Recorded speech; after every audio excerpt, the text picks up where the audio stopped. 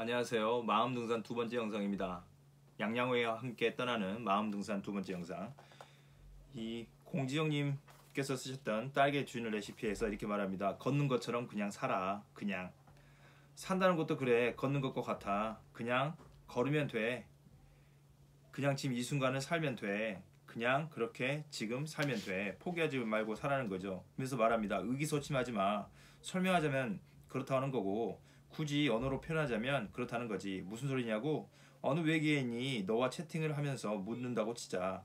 지구인은 어떻게 두 다리로 뻣뻣이 서서 걷는 거죠? 그러면 너는 어떻게 설명해 주겠니? 우선 다리 하나를 앞으로 뻗어요. 그 다리의 반대편 팔은 앞으로 나가게 하고요. 내가 뻗지 않는 반대편 다리는 뒤꿈치를 들어 발 올려 발 앞쪽으로 땅을 지탱하면서 하며 살짝 밀어주고 나머지 팔은 앞으로 돌리며 외계인과 채팅하지 않는 것이 얼마나 다행인지 새삼 감사한 마음이 들겠죠. 그냥 걸으면 되는 겁니다. 그냥 우리 몸은 걷게 되어 있으니 말이에요. 그래서 이렇게 그냥 걸으라고 딸에게 조언해 줍니다. 명심해라. 이제 너도 어른이라는 것을. 어른이라는 것은 바로 어린 시절 그토록 부모에게 받고자 했던 그것을 스스로에게 주는 것이라는 것을. 그것이 애정이든 배려든 혹은 음식이든 이라고 말합니다. 세상은 불공평하니까 그냥 살려고 합니다. 어떻게 살려고요? 걷는 것처럼 살아라. 근데 저희는 이제 마음 등산에서 가짜들을 걸러내겠습니다. 우상. 그냥 살 것도 좋겠지만 알고 살아야겠죠. 아이돌들. 특별히 마음 등산 2편에서 말합니다. 프란시스 베이컨. 신기관이라는 책이 보이십니까? 여기서 프란시스 베이컨은 이제 고기 베이컨이 아닙니다. 사람 이름이죠. 베이컨. 잘 알고 있는 것처럼 여기 학문의 진보라는 책을 같이 썼어요. 베이컨과 함께. 예. 이 책에서 우상을 타파합니다. 아이돌을 타파해내는 거죠. 인간의 지식이 곧 인간의 힘이다라고 말합니다. 신기관에서요. 베이컨. 제가 이렇게 여러분들 웃기려고 저 베이컨 사진을 놔뒀는데 웃기셨는지 모르겠습니다. 찾아가는 사람들 저 베이컨 다 올려놓으면 웃습니다. 안 웃으실까? 어쨌든 가겠습니다. 프란시스 베이컨. 이런 프란시스 베이컨 1561년부터 1626년까지 사신 분입니다. 이 프란시스 베이컨은 법무부 차관, 법무부 장관을 거쳐서 대법관을 역임했습니다. 근데 철학을 공부한 거죠. 학문이죠. 철학이라기보다는. 이 베이컨은 이런 경력보다 근대의 문을 연 과학자이자 철학자로 더 알려져 있습니다. 사실 이분이 대법관이었던 것보다도 그냥 과학자이자 철학자로 알고 있는 거죠. 이분은 직업이 대법관도 있고 과학자이면서 철학자 두 개 다 합니다. 그의 유명한 말 중에 방금 보았습니다. 인간의 지식이 곧 인간의 힘이다. 신기관이라는 책에다가 써놨습니다. 신기관은 새로운 도구라고 말할 수 있습니다. 기관차 있지 않습니까? 기관차. 그리고 눈도 보는 기관이죠. 발은 걷는 기관이고, 아까 좀 전에 봤던 우리 그냥 걸으라는 것처럼 다리가 있는 걷는 거죠. 기관, 신기관, 새로운 기관을 말합니다. 여기서는 아리스토텔레스님의 노봄 오르가논, 이 오르가논을 넘어서는 논리학을 넘어선 새로운 기관을 이야기합니다. 거기까지는 이제 다른 논리학에서 강의를 해놨으니까 참조하시고요. 신기관은 어쨌든 아리스토텔레스의 논리학을 넘어서려고 하는 새로운 논리학이다. 참된 귀납법을 이야기하고 있습니다. 보니까 프란시스 베이컨이 두 명이지 않습니까? 여기 이쪽에 오른쪽에 있는 이분은 화가입니다. 화가. 프란시스 베이컨. 이쪽은 과학자시고, 우리는 이 화가를 가리지 않지만 이 프란시스 베이컨의 이분도 보면 좀 흥미롭습니다. 이분이 그린 그림이 뭐 이런 그림이 있습니다. 근데 가격을 먼저 말씀드리겠습니다. 어린 왕자에서도 말하면 어른들은 숫자를 좋아하니까요. 1억 4,500만 달러. 우리나라 돈으로 1,548억 원이랍니다. 2013년에 경매로 이 그림 3장이 경매 6분 만에 종전 최고가를 기록했다고 합니다. 야, 프란시스 베이컨 화가인데 이런 그림으로 얼마를 벌으셨냐? 본인이 벌으셨는지 모르겠지만 어쨌든 1,500억 정도 하는. 여기에서 이분이 그린 그림들이 세상에 가장 비싼 그림 100개 중에 이분의 작품이 몇 개 들어가 있냐면 꽤 많이 들어가 있습니다. 3위, 17위, 20위, 3위. 굉장히 많이 들어가 있죠. 그럼 여기서 우리는 궁금증. 그럼 과연 1위는 얼마고 누구 걸까? 라고 궁금해하지 않습니까? 저는 궁금했습니다. 찾아봤습니다. 과연 1위는 뭘까? 역시 종교와 관련되어 있는 예수님의 구세주죠. 레오나르도 다빈치가 1505년경에 그린 살바토르 문디, 구세주라는 뜻이랍니다. 살바토르 문디. 이거 가격은 얼마냐? 보십시오. 4억 뉴욕 크리티 경매장에서 4억 5천만 달러, 약 4,800억 낙찰됐다고 합니다. 이 그림 한 장이. 야, 프란시스 베이컨, 우리는 이 화가를 가리지 않고요. 예, 법무부 장관이고, 예, 이분을 대법관이었던 이분으로 갑니다. 근데 프란시스 베이컨에 이런 화가 있다고 합니다. 그리고 굉장히 그림을 잘 그려서 우리는 근데 그 그림 한번 교양으로 그냥 보시고 넘어가자고 한 겁니다. 자, 신기관의 원래 사진은 방금 보았던 신기관의 책 원래 나왔던 이 표지가 이 책이 아니었고 이런 거였답니다. 이 신기관 대서양을 넘어서 이 새로운 항해를 떠나는 겁니다. 이 기둥 헤라클레스 두 기둥이거든요. 이 기둥을 넘어선 적이 없다 합니다. 근데 이 기둥을 넘어서 가겠다는 거죠. 그 말은 무슨 말이냐면 아리스토텔레스를 넘어가겠다는 겁니다. 그래서 여기서 말합니다. 네 가지 우상을 이야기하는 거죠. 학문의 진보와 신기관에서 네 가지 우상을 이야기합니다. 우리가 말하는 요즘 아이돌 말하는데 여기서 네 가지 우상, 종족의 우상, 시장의 우상, 동굴의 우상, 극장의 우상이 있습니다. 인간의 마음을 사로잡는 아이돌들입니다. 이 네 가지 우상은 베이컨은 시장의 우상을 가장 고질적인 질병으로 지목합니다. 이 시장의 우상은 사람들이 존재하는 세계를 스스로 이해하기보다 남의 말에 귀를 기울일 때 발생하는 질병입니다. 우상에 의한 질병이 치료되지 않으면 확산됩니다. 지금 바이러스 확산되는 것처럼요. 우리 일본 영상에서 첫 번째 영상에서 마음 등산을 하면서 마음이 있다고 했는데 지금까지도 마음이 있다고 생각합니다. 그 언어를 통해서 일어나는 거죠. 있는지 없는지 여러분 이제 잘 판단하시길 바라고요. 철학, 정치, 과학에서 우상이 지배할 때 혁신은 개혁은 불가능하게 됩니다. 특히 우상이 현혹되면 학문의 진보, 지식의 발전은 중단될 수밖에 없습니다. 몸이 영혼의 감옥이라는 주장과 몸과 마음이 단일체라는 주장 모두 제법 훌륭한 이론입니다. 몸과 마음에 대한 이론은 플라톤과 스피노자 및 데카르트의 것 이외에도 많습니다. 저희들은 일본 영상에서 플라톤만 본 거죠. 데카르트도 있는데 나는 생각한다 고로 존재한다 하지 않습니까? 생각이 곧 존재와 연결되어 있는데 우리는 간단히 그것만 살펴봤습니다. 어쨌든 지식은 힘입니다. 근데 가짜 지식의 진보는 낡은 것에 새로운 것을 더하거나 잇대어 깁는 것으로는 연결시켜서는 안 되는 거죠. 새술은 새 부대인 것처럼 그런 생각은 착각입니다. 지식의 진보가 낡은 것에 새 것을 더하거나 잇대어 깁는 것으로는 안 된다는 것, 착각이라는 거죠. 베이컨은 신기관과 학문의 진보에 따르면 우상들과 그릇된 지식들은 인간의 마음을 현혹합니다. 우상이 가짜니까요. 잠깐 우리나라 영화에도 우상이라는 영화가 있었습니다. 아이돌. 여기 영화도 굉장히 훌륭한 영화입니다. 이 영화와 함께 이 사바하, 가짜 종교죠. 곡성 이런 영화 함께 보면 정말 좋은데요. 여기 곡성에서 특별히 말합니다. 여기서 절대 현혹되지 마소. 근데 현혹되는 거죠. 그렇게 말한 일광이 황정민이 일광입니다. 일광이 그 사람이 절대 현혹되지 마소. 그러면서 이렇게 말합니다. 숨쉬고 말하고 움직인다 해서 다 살아있는 것이 아니요. 그곳에 속아 뒤져나간 사람이 부지기수요 라고 말하는데 이 사람이 또 속입니다. 이런 영화들을 통해서 많은 걸 보게 됩니다. 가짜들이 얼마나 무서운지. 우상, 사람들은 이 우상에 현혹됐다 하는, 저희들은 이제 이 네 가지 우상, 종족, 시장, 동굴, 극장의 우상을 살펴보겠습니다. 첫 번째 우리는 종족의 우상을 살펴보았습니다. 마음을 현혹하는 우상들에 벗어나기 위해서는 가능한 한 모든 수단을 동원해서 우상들과 잘못된 지식으로부터 자신을 지켜내야 합니다. 우상들로부터 자신을 지키는 유일한 대책은 참된 귀납법, 연역법이 아니고 귀납법으로 개념과 공리를 형성하는 것입니다. 참된 귀납법은 관찰과 실험을 통해서 이루어집니다. 근데 연역법이라고 말하면 그 전의 방법은 관조합니다. 그리고 사유하는 거죠. 그렇지 말고 진짜로 관찰하고 실험해보면 된다는 거죠. 여러분 지금 저희가 이 파워포인트 그 영상이 어떻게 초능력으로 하는 겁니까? 아니면 무슨 초월적 힘을 통해서 하는 겁니까? 아니면 과학의 힘입니까? 과학의 힘은 곧 지식의 힘인 거죠. 관찰과 실험을 해서 영상을 이렇게 파워포인트로 만들 수 있고, 이거는 무슨 기도해서 되는 것도 아니고 초자연적 신비를 가져와서 한 것도 아니고, 그러지 않겠어요? 과학의 힘입니다. 다시 말해서 지식의 힘인 거죠. 그러니까 프란시스 베이컨이 관찰 실험하자고 말한 것, 말로 하는 거 말고 베이컨에게 우상들을 찾아내는 것만 해도 대단히 유익한 일입니다. 이분은 네 가지 우상을 찾아낸 거죠.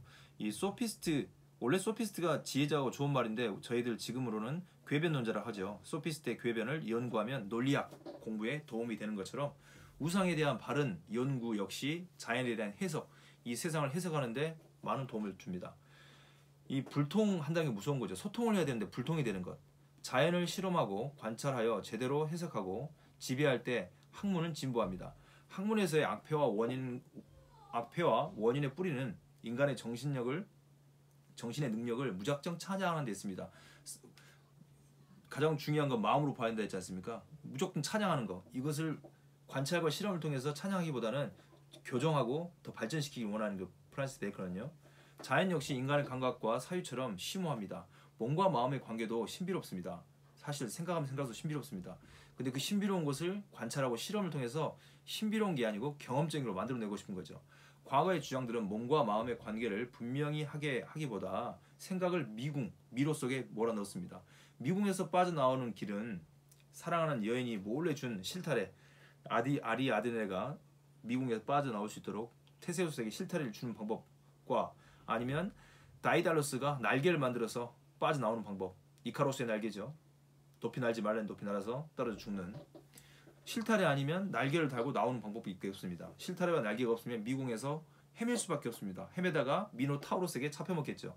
베이컨은 몸과 마음이라는 이원론의 미궁에서 빠져나올 하나의 실마리를 제공합니다. 그것은 방금 말씀드렸던 4가지 우상에 대한 알입니다. 인간은 언어를 통해서 의사소통을 합니다. 몸과 마음에 대한 각 주장은 1편 영상에서 본 것처럼 모두 언어와 글로 이루어졌습니다. 말로 한 거죠.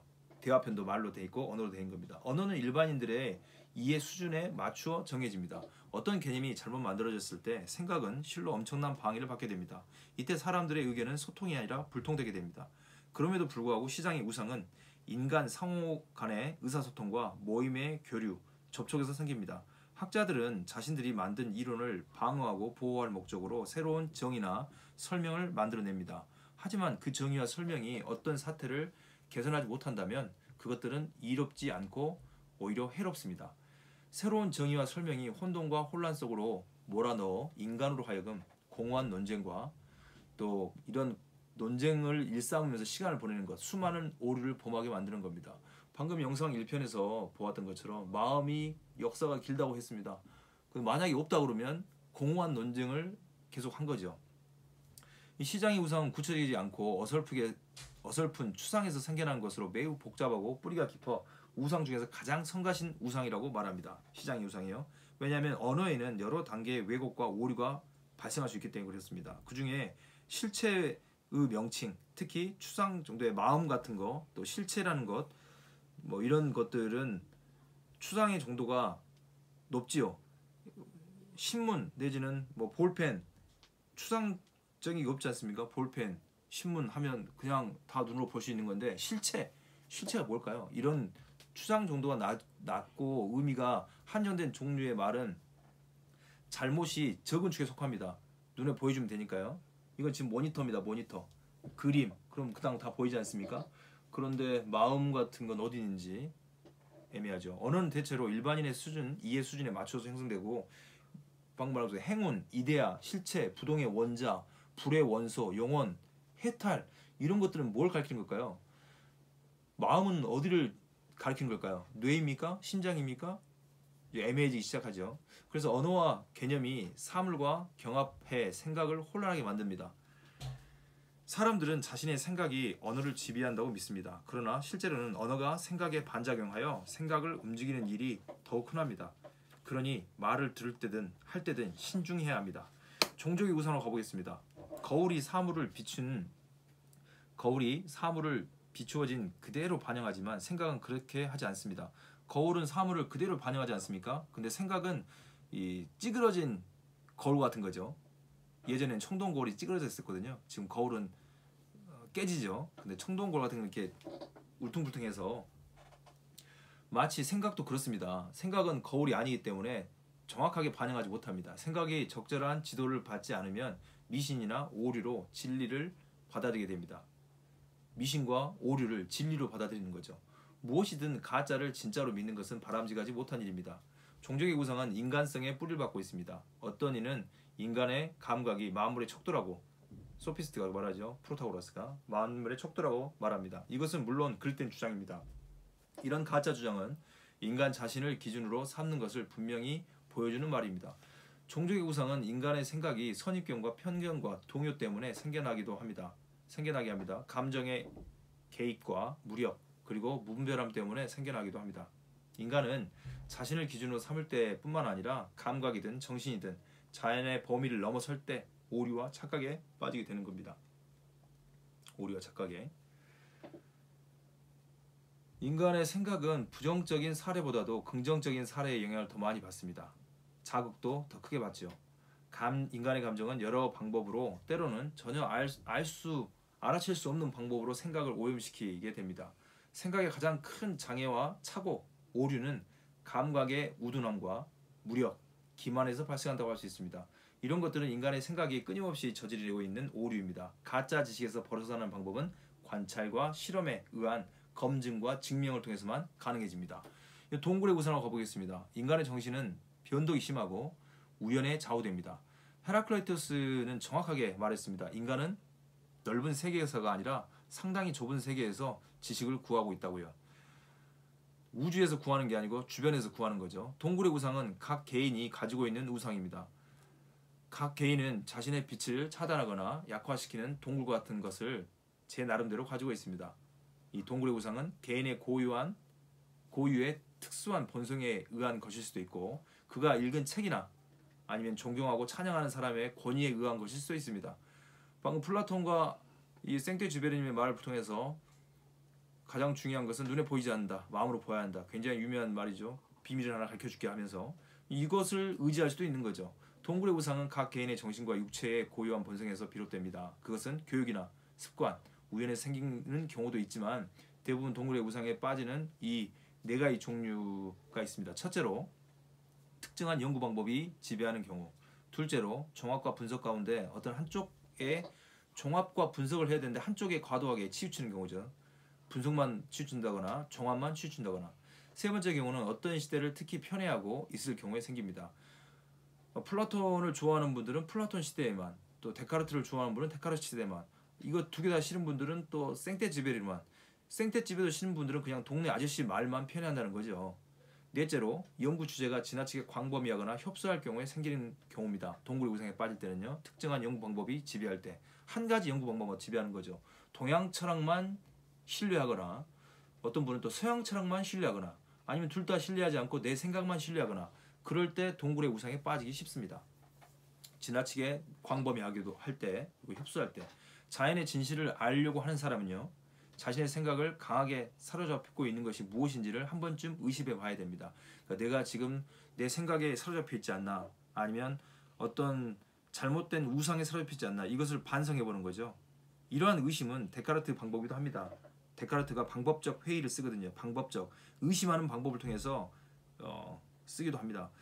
베이컨도 역시 데카르트의 안내에 따라 베이컨과 데카르트의 안내에 따라 생각이 공평무수하게 활동할 수 있도록 해야 되는 거죠. 내가 지금 생각하는 게 맞나 또 맞다고 생각하면 왜 그게 맞나를 생각해 보라는 거죠. 동굴의 우상에서는요.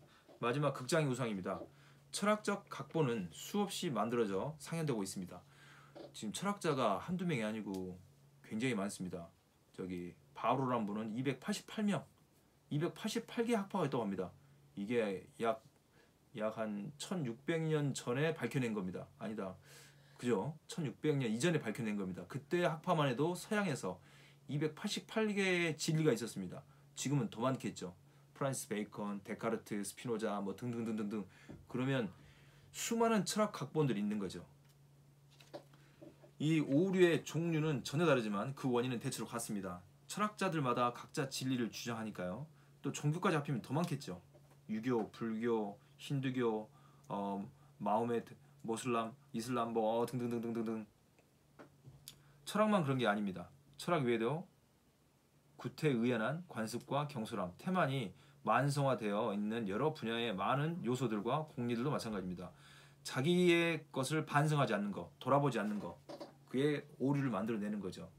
기존에 있는 것들을 그대로 받아들이는 것, 혁신되지 않는 거죠. 여러분 생각해 봅시다. 지금 아이폰 1을 쓴다고 생각해 봅시다. 쓸 수도 있겠죠.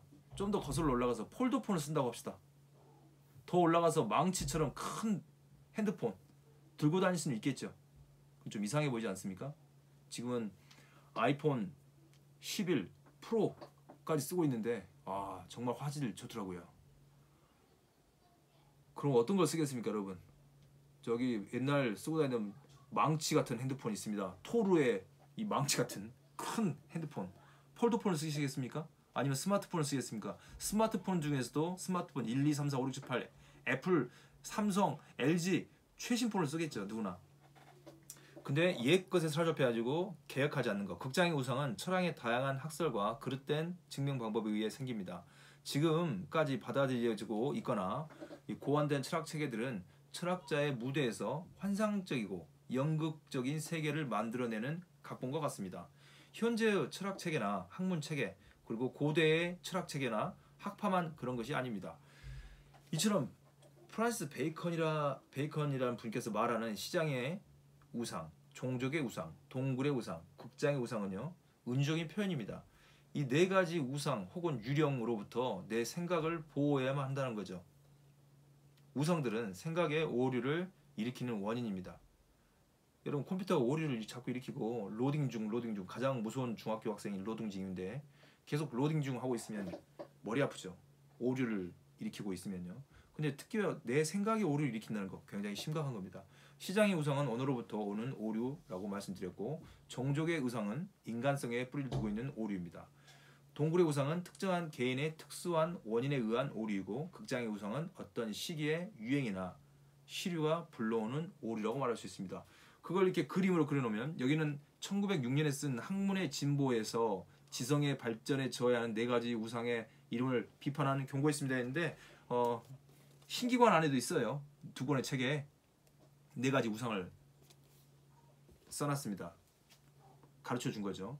저희는 여기에서는 이제 네 가지 우상을 살펴보았습니다. 이 네 가지 우상을 아는 것만으로도 내가 생각에 오류를 빠지지 않을 수 있다는 거죠.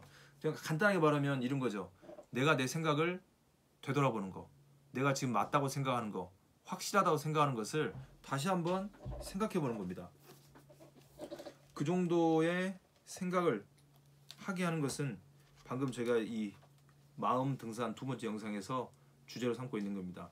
지금까지 내가 알고 있었던 것이 사실인가 아닌가를 되돌아보는 거죠. 어떤 방식으로요? 네 가지 우상을 통해서 생각해 보는 겁니다.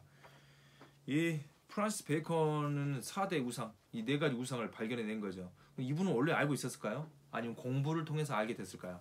공부를 통해서 알게 된 거죠. 어떤 걸 공부했냐면 아리스토텔레스, 플라톤 이런 분들의 책을 섭렵하고 거기에서 나와 있는 여러 가지 잘못된 것들을 이렇게 네 가지 우상으로 시장, 종족, 동굴, 극장 우상으로 구분해 놓았습니다. 굉장히 훌륭한 분이죠. 이분 신기관에서 이렇게 말합니다. 인간은 자연의 사용자 및 자연의 해석자로서 자연을 사용하는 사람이고 자연을 해석하는 자로서 자연의 질서에 대해 실제로 관찰하고 고찰하는 것만큼 무엇인가를 할 수 있으며 이해할 수 있다. 그 이상의 것은 알 수도 없고 할 수도 없다. 그러니까 마음이 무엇인지를 관찰 실험할 수 없으면 알 수 없다는 거죠. 근데 경험이라는 거, 관찰 실험은 알 수 있어요 없어요? 관찰하고 실험하는 거 알 수 있다는 거죠. 여러분 이 우상이라는 영화, 그리고 이 영화도 훌륭한 영화입니다. 이 사바에서도 우상을 많이 보여줍니다. 그것이 태어나고 모든 시간이 시작되었다. 모든 사건이 시작되었다. 사바도 좋은 영화고 곡성도 훌륭한 영화입니다. 절대 현혹되지 말아라. 그런데 그렇게 말한 그 사람이 현혹을 시키고 있다는 거죠. 여러분 우리의 생각을 되돌아보고 더 발전시키는 거 마음 등산이었습니다. 세 번째 영상에서는요 이제 다문화에 대한 것과 이방인에 대한 것 이런 것들에 대해서 생각해 보려고 합니다. 이방인과 다문화 이 사회에서 과연 우리는 이제 마음보다는 무엇을 더 중요하게 생각해야 될지를 세 번째 영상에서 살펴보도록 하겠습니다. 여러분 자신을 사용하는 사람이고 여러분 자신을 이해할 수 있는 사람입니다. 여러분의 지식이 곧 여러분의 힘입니다. 원인을 밝혀내지 못하면 어떤 효과도 낼 수 없습니다. 근데 프란시스 베이컨님은 네 가지 우상을 통해서 잘못된 것들의 원인들을 밝혀준 거죠. 계속해서 세 번째 영상에서 여러분들을 양양이님과 찾아뵙겠습니다. 절대 숨쉬고 말하고 움직인다 해서 다 살아있는 것이 아니에요. 그곳에 속아서 죽어나간 사람이 부지기수랍니다. 여러분 속아서는 안 됩니다. 세 번째 영상에서 뵙겠습니다. 수고하셨습니다.